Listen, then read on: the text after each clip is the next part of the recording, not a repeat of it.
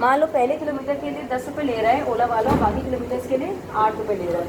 तो पहले किलोमीटर के लिए 10 रुपये ले रहा है, तो 1 × 10 करेंगे, और टोटल 15 किलोमीटर है। 1 किलोमीटर का पैसा दे चुके हैं हम, तो कितने किलोमीटर बाकी हैं हमारे? 14। तो 14 × 8, तो बिल कितना आएगा हमारा? 122 रुपये, है ना। अब यही चीज़ जब हम आपसे वेरिएबल्स में कराते हैं तो आप लोग नहीं कर पाते हैं। अगर मैं आपसे कहती हूँ टोटल x किलोमीटर्स है टोटल में, अब मैं आपसे जब बोलती हूँ तो आप नहीं कर पाते। तो पहले किलोमीटर के 10 रुपये हुए, अब कितने किलोमीटर बाकी हुए इसमें टोटल x किलोमीटर है, तो कितने किलोमीटर बाकी हुए अगर 1 किलोमीटर चला गया तो? x - 1। जैसे तुमने 15 - 1 किया था, इसमें क्या होगा? x - 1। जब x - 1 करना होता है तुम लोग ब्लैंक हो जाते हो, इंटू 8। और टोटल फेयर को हम क्या मान लेते हैं यहाँ पे? y मान लेते हैं। तो 2 + 8x = y। फिर क्या करेंगे हम लोग? पहले x की वैल्यू 0 ले लेंगे, फिर x की वैल्यू किसके हिसाब से बदलेंगे? y के कोफिशिएंट के हिसाब से। y का कोफिशिएंट क्या है? कुछ नहीं है, तो y का कोफिशिएंट क्या ले लेंगे हम? 1 ले लेंगे। तो ऐसे करके हम कर लेंगे। तो अगर हमारे पास टोटल 15 किलोमीटर्स हैं,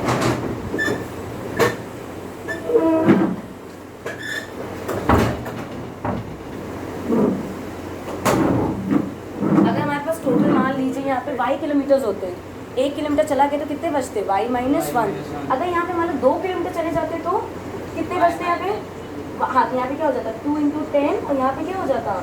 x - 2। कितने बचे? अगर पूरे 1 किलोमीटर में से 2 चले गए तो कितने बचे? x - 2। तो ये चेंज हो जाता थोड़ा सा, क्या हो जाता? 20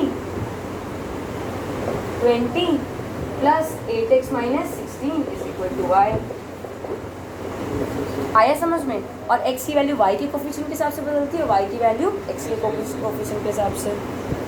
एक और इसमें क्वेश्चन जो इम्पोर्टेंट है वो ये है, फ़ारेनहाइट और सेल्सियस का फॉर्मूला हमने बचपन में पढ़ा था। F = 9/5 C + 32। उसे वो कहेगा कि मान लो C की वैल्यू 35 है, तो F की वैल्यू क्या है? बहुत सिंपल है, जहाँ पे C है वहाँ पर क्या रख दोगे बेटा? 35 रख दोगे।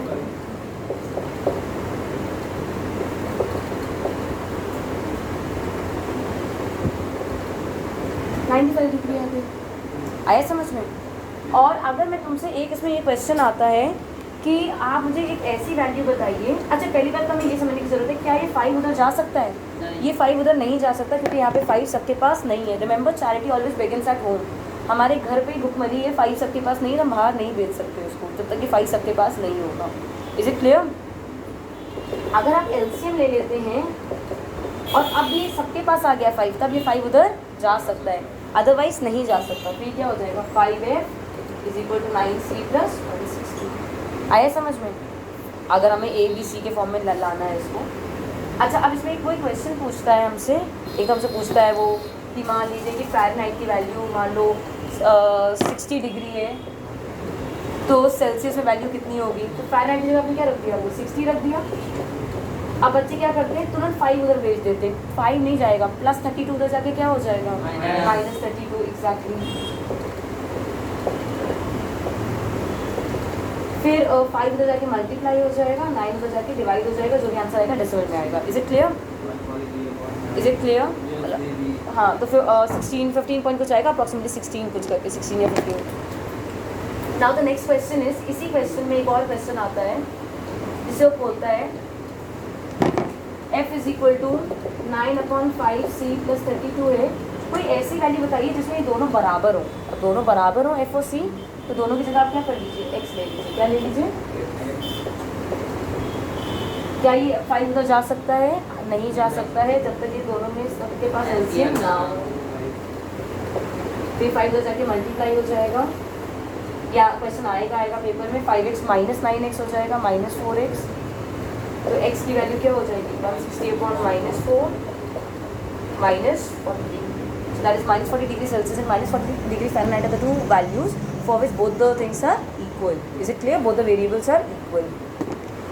Next, एक और चीज़ आप समझ लीजिए, फिजिक्स में since we have not done anything besides the first chapter, तो इसमें एक फॉर्मूला है, वर्क इज इक्वल टू क्या होता है? Force into displacement. हाँ, हाइट या डिस्प्लेसमेंट एक ही चीज़ होगी। अगर ऐसे गिरोगे तो डिस्प्लेसमेंट।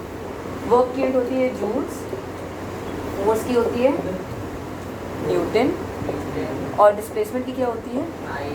मीटर। यार डिस्प्लेसमेंट तुम लोग पढ़ रहे हो ना, अब उसमें कहेगा कि फोर्स जो है वो कांस्टेंट है, मान लो 10 जूल्स, एस नहीं पता है, तो क्या हम कर सकते हैं, हम पहले क्या रख देंगे, एस की जगह क्या रख सकते हैं, मान लो मैंने 2 रखा तो वो कितना हो जाएगा, कितना हो जाएगा, हमने अगर एस की जगह 2 रखा तो वो कितना हो जाएगा, कितना 2 इंटू 10 20। फिर हमने मान लो 0 रखा तो कितना हो जाएगा वो 0। हमने मान लो 1 रखा तो कितना हो जाएगा 10 इंटू 1, ठीक है।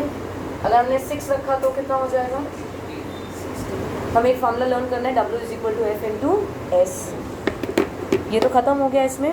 इसके अलावा मैंने 2 वीडियो ऑलरेडी रिकॉर्ड की हुई है इस पर, बट स्टिल हम अगेन डिस्कस कर लेते हैं एक बार कि हम प्रूविंग्स कैसे करते हैं।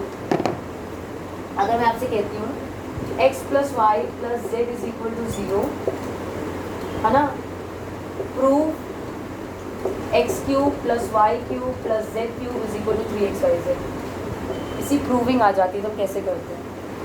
सी ये कॉल इक्वेशन है, इसको हम ऐसे करेंगे, x plus Y is equal to 0 minus Z, मतलब हम जेड को उधर ले गए, तो x plus Y is equal to minus Z. फिर हम दोनों तरफ क्या करते हैं, हमें क्यूब चाहिए, तो दोनों तरफ हम क्या करते हैं, क्यूबिंग। क्या करते हैं दोनों तरफ, क्यूबिंग। क्यूबिंग का मतलब क्या होता है, x plus Y whole cube minus Z cube. x plus Y whole cube को ज़रा खोलिए, क्या आता है, x cube, a plus b whole cube है, a cube b cube plus 3xy in brackets x plus y. Very good. x plus y की जगह बेटा क्या लिख सकते हैं, माइनस जेड। क्या लिख सकते हैं,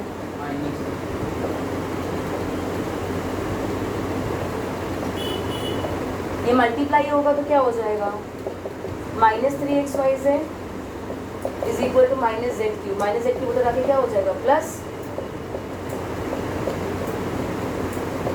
तो हम कैसे करेंगे, हम पहला ही स्टेप लेंगे, x plus Y plus Z is equal to 0, तो x plus Y is equal to minus Z. फिर हम क्या कर देंगे, on cubing both the sides. Is it clear. कोशिश कीजिए इस क्वेश्चन को करने की। एक और प्रूविंग है हमारी, जिसे हमें प्रूव करना है, x cube plus Y cube is equal to X plus Y X square plus Y square minus X Y. कैसे करेंगे हम लोग, इसमें हम X plus Y whole cube लेंगे, इसमें भी सब में हम वही कर रहे हैं। X plus Y whole cube क्या होता है, x cube plus Y cube plus 3xy bracket में एक्स प्लस वाई। अब हमें x cube plus Y cube एक तरफ चाहिए, तो ये जो पूरा है ये पूरा एक साथ है जो मल्टीप्लाई हो रहा है, इसको पूरा ला के इधर ले आओ। ये प्लस हो रहा है तो इधर आके क्या हो जाएगा, माइनस। अब फैक्टराइजेशन कर दीजिए, मतलब इन दोनों में क्या कुछ कॉमन है, क्या इन दोनों में कुछ कॉमन है, x प्लस वाई, तो क्या बचेगा ब्रैकेट में, x plus Y whole square minus 3xy। What is x plus Y whole square, x square plus Y square plus 2xy minus 3xy। अभी 2xy माइनस 3xy क्या हो जाएगा, minus xy। Hence prove जो हमें चाहिए था। Clear. Next proving देख लेते हैं। इसमें वो कहता है x cube minus Y cube कीजिए, यहाँ पे माइनस लगाइए और यहाँ पे प्लस लगा दीजिए।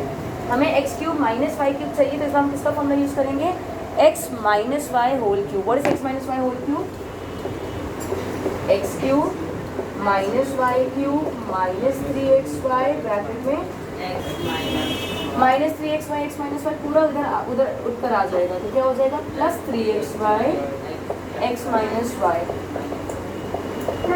Now you find common, what is common, x minus y. What is left in the brackets, X minus Y whole square plus 3xy।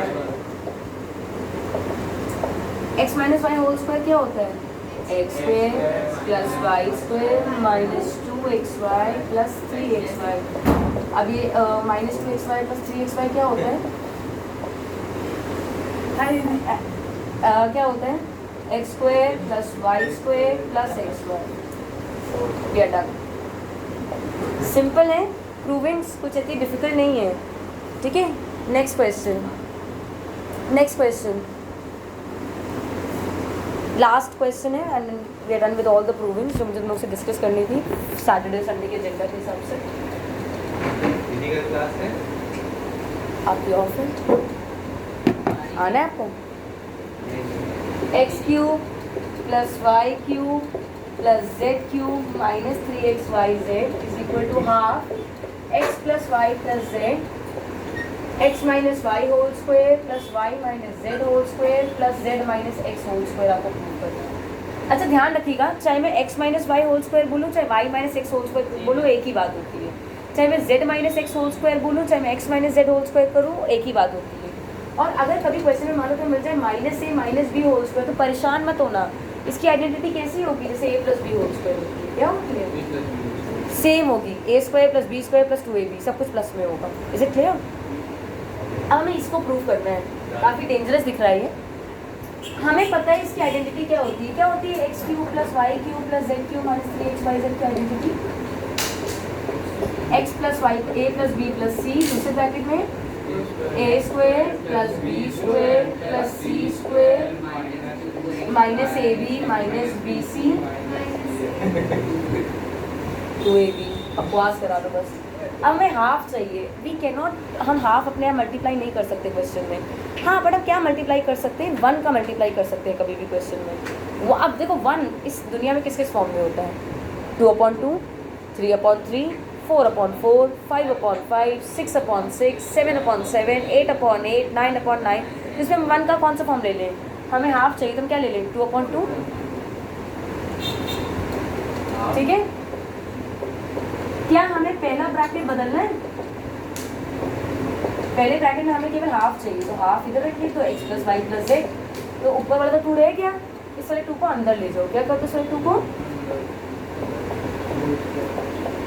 अंदर में, इस वाले 2 को ले गए दूसरे वाले ब्रैकेट में।